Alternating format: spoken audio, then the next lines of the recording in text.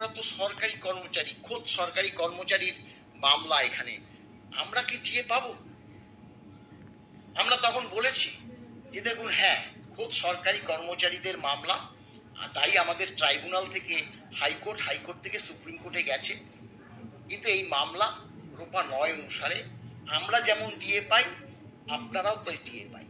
আমাদের ডিএর অর্ডার হলে আপনাদেরও ডিএর অর্ডার হবে, কিন্তু সেক্ষেত্রে সঙ্গে সঙ্গে হয়তো হবে না।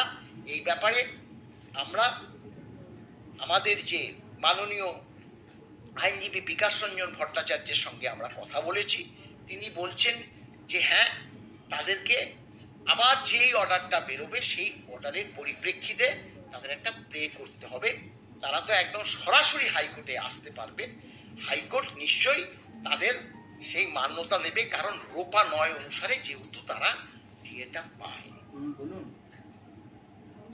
কিন্তু আমরা এই কথাও অনেকে বলেছি, দেখুন, তার পেশা যদি, যে পেশা, শিক্ষক যদি গিয়ে সুপ্রিম কোর্টে অ্যাড হতে চায় এবং বিচারক যদি তার পেশা দেখে শিক্ষক, তখন যদি বলে আপনারা অ্যাড হতে এসছেন, আপনারা তো শিক্ষক, আপনাদের যে সার্ভিস রুল আর সরকারি কর্মচারীদের সার্ভিস রুল তার তো ফারাক আছে।